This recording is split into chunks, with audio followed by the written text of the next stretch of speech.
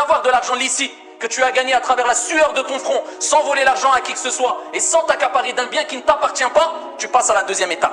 Comment dépenser cet argent? Eh bien, sache, Abdallah, que l'argent qu'il y a entre tes mains, c'est un test, c'est une épreuve de la part de ton Seigneur Tabaraka wa Ta'ala. Pourquoi? Parce que Dieu te le rappelle à travers le fait qu'il te donne et qu'il reprend. Le plus riche des riches parmi les êtres humains devra mourir. Donc il a eu cet argent, il repartira sans un seul billet dans sa tombe. Il devra laisser cet argent. Preuve en est que c'est un test. Dieu te le donne et Dieu te le reprendra. Tu l'as entre les mains aujourd'hui, demain tu ne l'auras pas.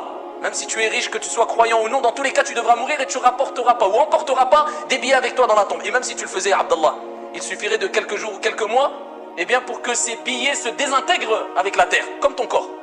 Al-mal, malullah, l'argent, c'est l'argent de Dieu. Et c'est pour ça qu'à plusieurs reprises, Allah Jalla wa Ala dit dans le Coran, wa anfiqu mimma razaqnakum, et dépensez de ce que nous vous avons octroyé, ce que nous vous avons donné. Donc l'argent que tu as entre les mains, du moins en tant que croyant, nous avons cette croyance, nous reconnaissons que c'est l'argent, c'est un bienfait, eh bien, venant de notre Seigneur.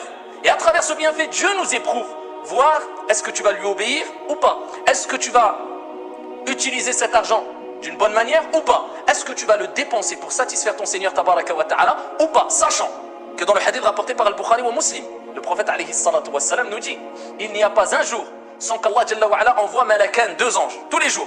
Allah envoie 2 anges et ils invoquent en ta faveur ou contre toi. Et ils disent en la faveur ou pour celui qui a dépensé dans cette journée-là. Ce n'est pas une fois par mois, ce n'est pas une fois par an. Et là je ne parle pas de l'impôt obligatoire dans l'islam, az-zakah qui est obligatoire, l'aumône légale qui est de 2,5%, qui doit être retiré de ta somme amassée tout au long de l'année à partir du moment où tu as franchi le nisab, le seuil minimum imposable qui correspond à 85 grammes d'or, et pour d'autres on pris comme référence l'argent. Je ne parle pas de cet impôt obligatoire, je parle des œuvres surérogatoires et entre autres des aumônes surérogatoires. Chaque jour, Allah envoie 2 anges et il y en a un qui dit Ya Allah, il fait dua, malak, yad'ulak, il invoque pour toi, pas contre toi.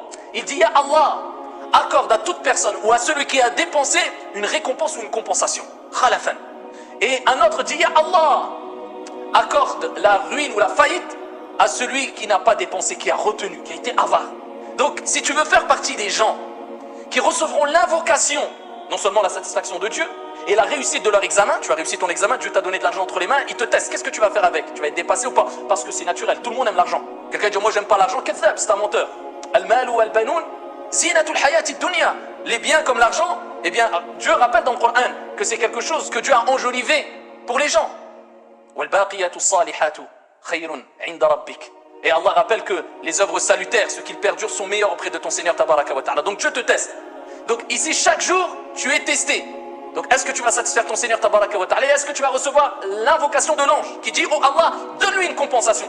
Ou est-ce que tu vas faire partie des autres personnes dont les anges vont dire Ya Allah, accorde-lui la faillite ou la ruine à celui qui a retenu? Alors la situation se complique là. Parce que quelqu'un va nous dire ça veut dire que chaque jour je dois donner de l'argent. Mais je n'ai pas d'argent. Le prophète alayhi salam.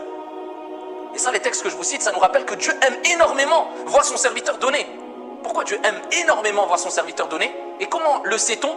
Non seulement parce que Dieu en a parlé plusieurs fois dans le Coran, mais parce qu'Allah Jalla wa Ala, à travers son prophète alayhi salatu wassalam, nous a facilité à toutes et à tous le fait de donner des aumônes. À tout le monde. Il n'y a pas une personne dans cette salle-là aujourd'hui qui n'a pas donné une aumône aujourd'hui.